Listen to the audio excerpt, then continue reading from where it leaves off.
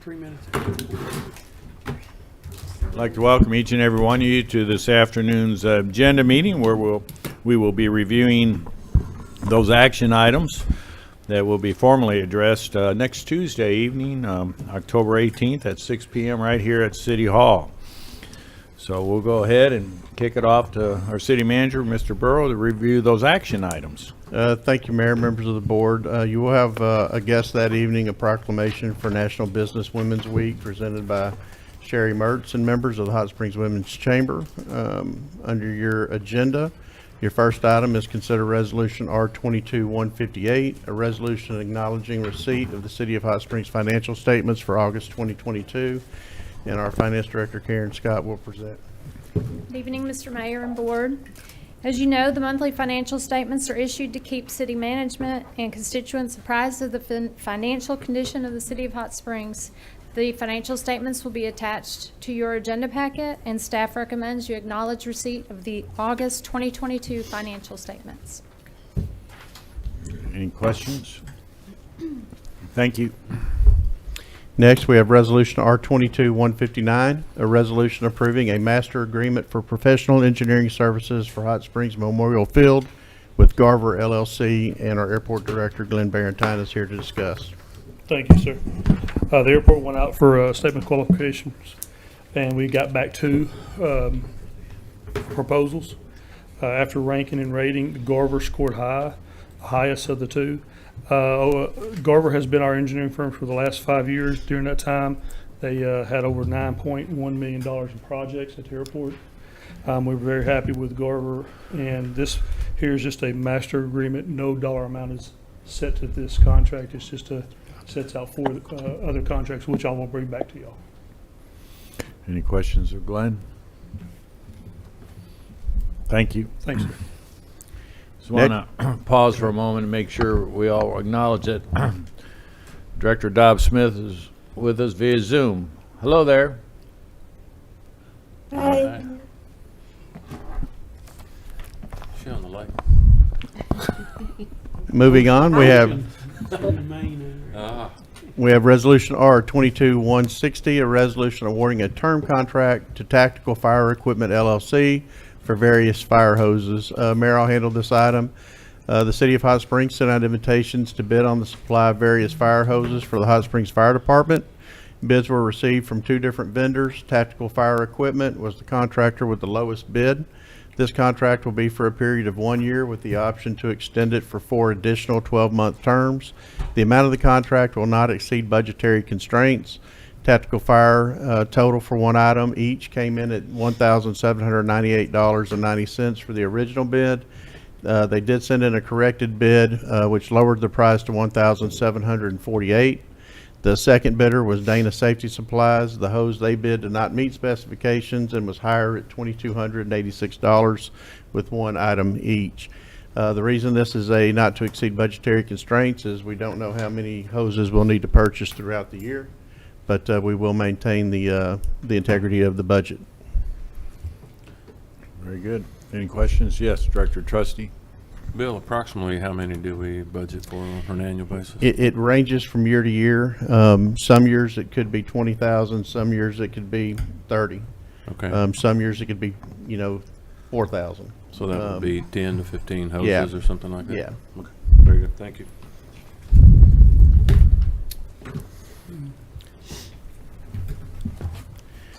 Next, we have consider Resolution R-22-161, a resolution appointing members to the Hot Springs Arts and Advisory Board. And your next resolution is R-22-162, which is a resolution appointing members to the Hot Springs Planning Commission. Both of these items will be handled by our City Clerk, Ms. Harmony Morrissey. Thank you. There are actually 3 positions on the Arts Advisory Committee that are expiring, and we have 3 applicants. Those applicants will be interviewed in the special meeting right after this. As far as the Planning Commission, we have 3 applicants for the 2 open positions, and those interviews will also take place in the special meeting following this agenda meeting. Very good. Any questions of Harmony? Thank you. Next, we have one item of old business. It's Resolution R-22-157, a resolution declaring a certain structure located at 1104 Park Avenue a nuisance and condemning same pursuant to Title 17 of the Hot Springs Code. And our Planning and Development Director, Kathy Selman, will discuss the item. Thank you.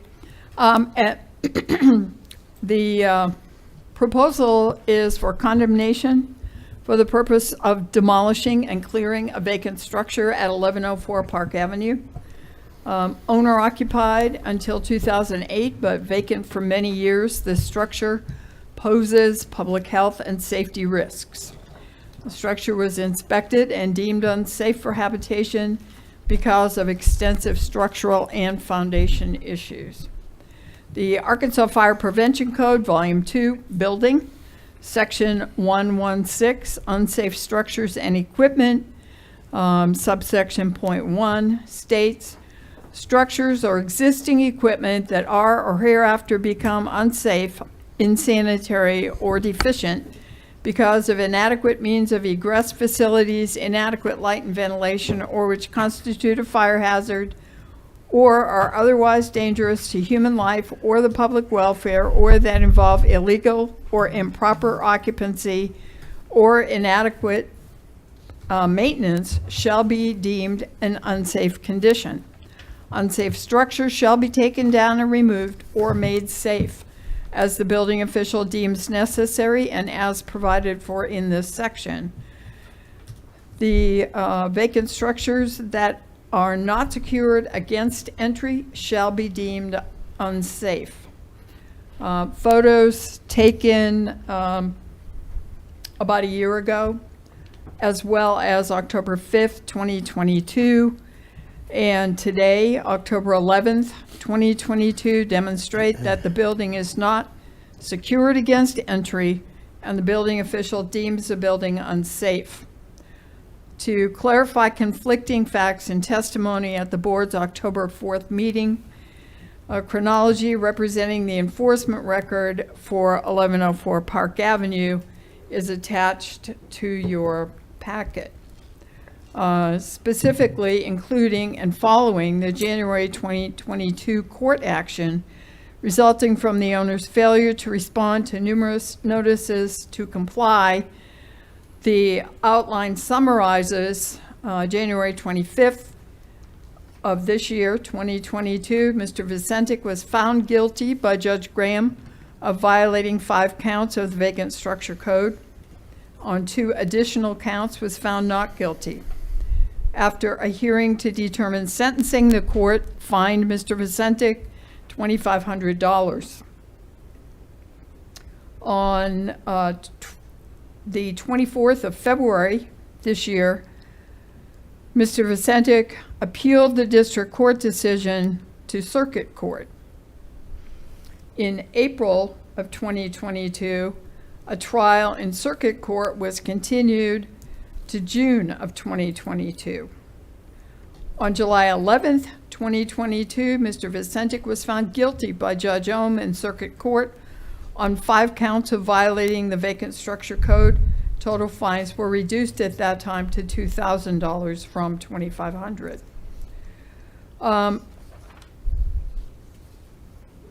The unsafe condition of the building continues, and subsequent notices, including a notice to condemn, have been provided to the owner. As to an allegation made at the October 4th meeting that the building official turned off power at 1104 Park, the facts are that in September of 2018, a neighborhood services inspector responded to a complaint of vagrants living in the structure. Upon arrival, the inspector observed electrical wiring strung across the interior and called the building official to assist her at that time. The building official ordered removal of 5 people occupying the structure.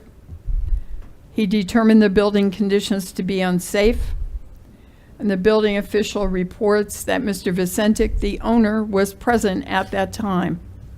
Observing unsafe electrical work done without permits or inspections at that time, the building official informed the owner personally that he had no alternative but to order the power to be discontinued. Some questions were asked at the meeting regarding whether there was a building permit or not. There is not. The owner did obtain a building permit that expired. That permit was obtained in 2021. The life of a building permit is 6 months from the date it is issued, or 6 months from the date of an inspection. No inspections were called for on this property, so the building permit expired after 6 months. Questions regarding other structures on Park Avenue. Why are they not before you for condemnation? They could be. We don't have sufficient funds to deal with all of the structures in Hot Springs that are not in good condition. Our goal is to try to get the structures back to good condition. In many cases, we succeed, and unfortunately, in many cases, we do not.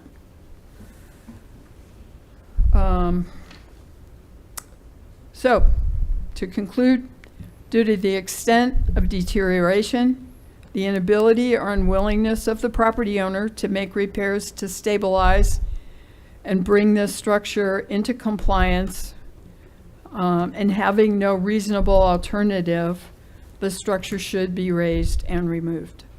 And there is substantially more information in the packet for you for this upcoming meeting than we had at the prior meeting. Will your comments be in the packet as well, which you provided today? Yes. Thank you. Any questions of Ms. Selman? And so as of today, there's no building permit? That is correct. Okay. Thank you. Thank you.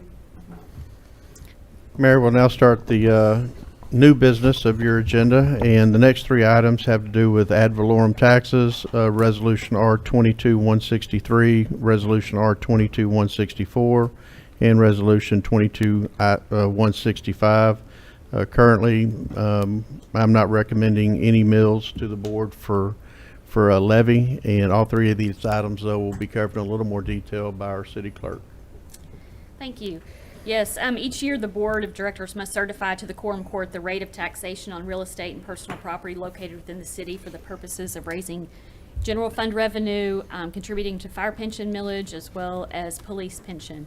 As City Manager just stated, the recommendation is to levy 0 mills, but we must pass the resolution to forward to the county clerk so that the Quorum Court can consider that at their November meeting. Very good. Any questions of Harmony on that? Thank you.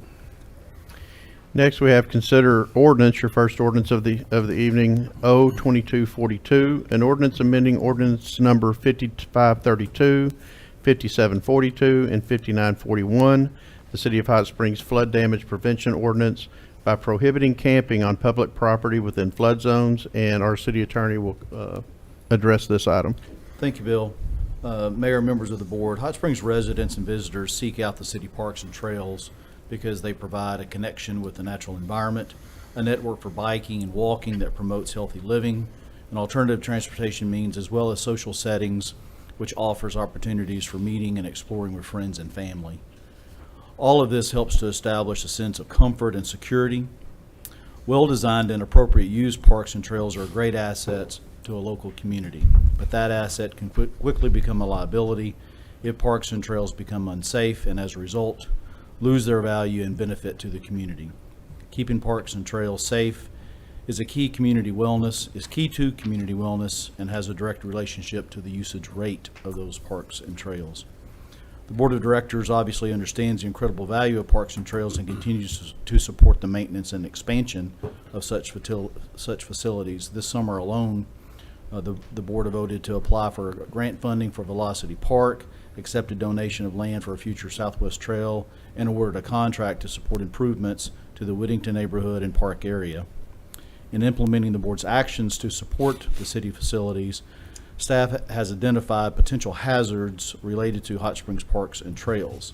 In an effort to safeguard the comfort and security of residents and visitors and the value of these facilities, the next two ordinances address potential dangers by addressing the hours of operation and suitable activities in and around the parks and trails. The ordinance that is subject to this agenda item is to consider an ordinance prohibiting camping on city-owned property within flood zones.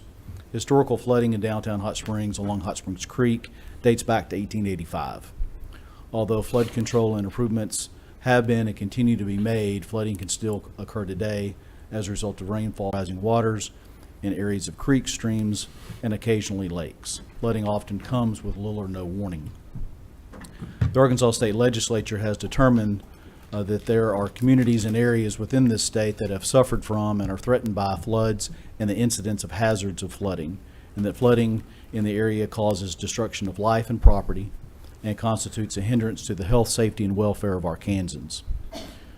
The code continues to state that it is the policy of this state to encourage and support all appropriate actions to prevent and lessen these flood hazards and losses, and that it is necessary to adopt state and local measures which, to the maximum extent possible, will assist in reducing damage caused by floods, and that the enactment of these measures by cities, towns, counties, and the state constitutes a public purpose necessary for the health, safety, and welfare of the residents of this state.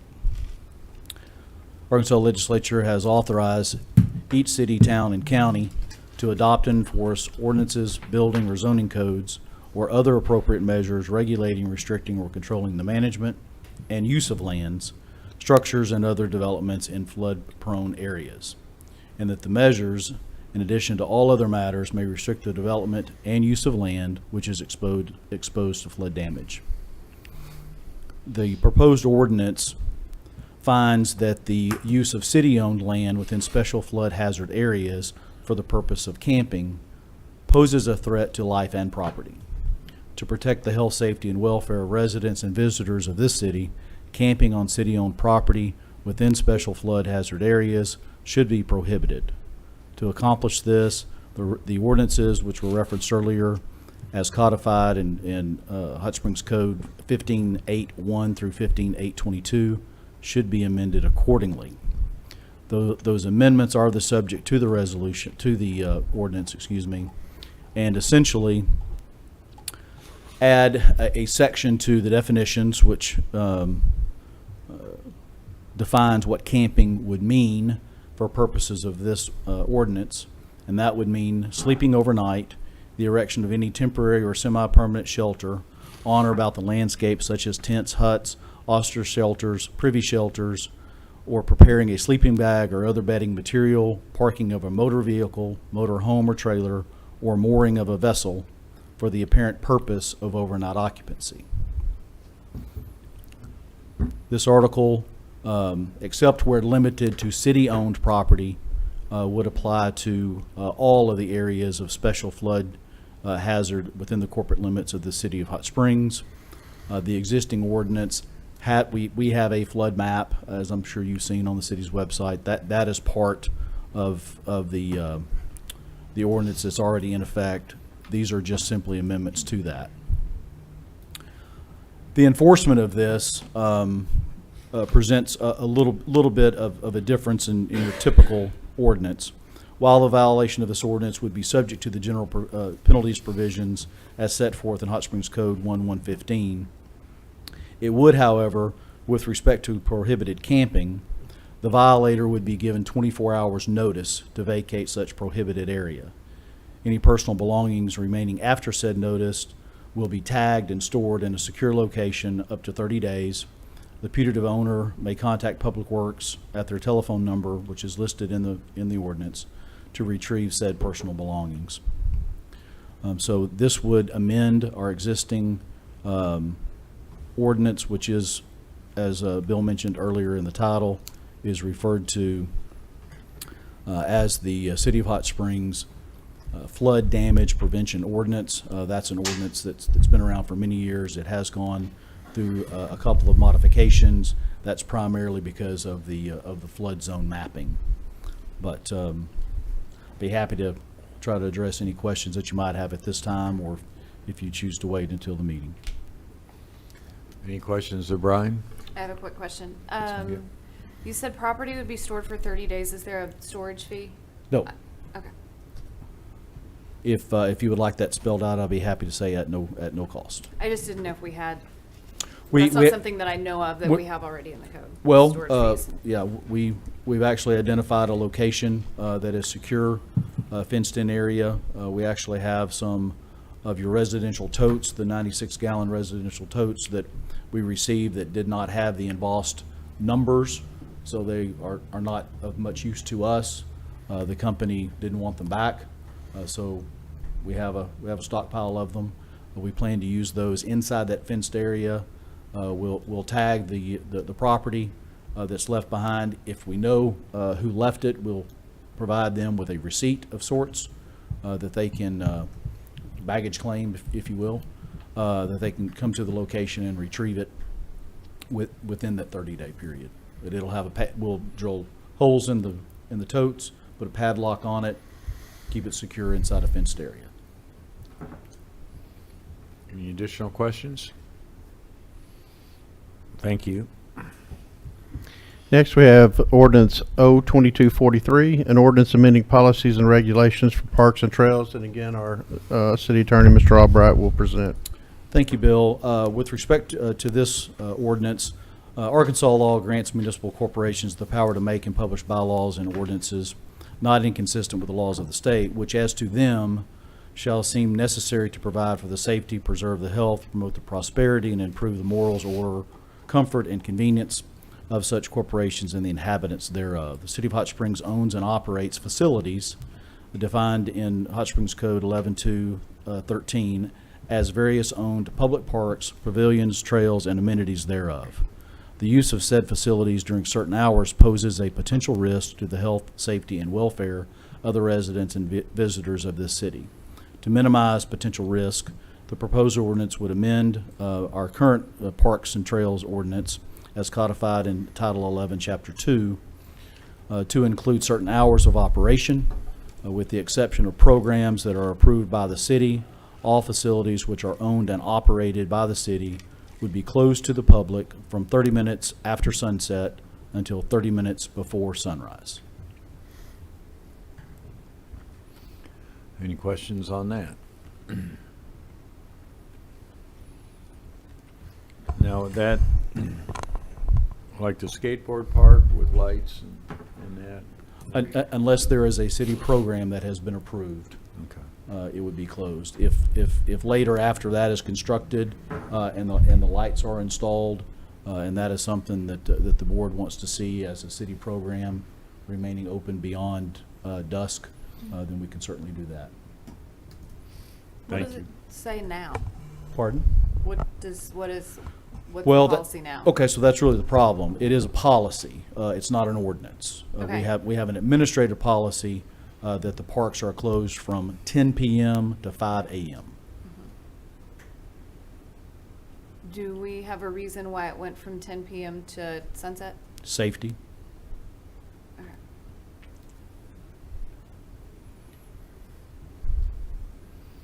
Okay, any further questions? Yes, Director Trustee. Who's going to enforce both this previous ordinance and the one that we're discussing now? Will it be the police department? Police department. Okay. Will Parks and Trails assist in identifying any camping that's going on? Yes, I'm sure that Parks and Trails Department will be the one contacting the police department for their assistance. Okay. Thank you. Any further questions? Mayor, hearing none, this completes the items for your October 18th meeting.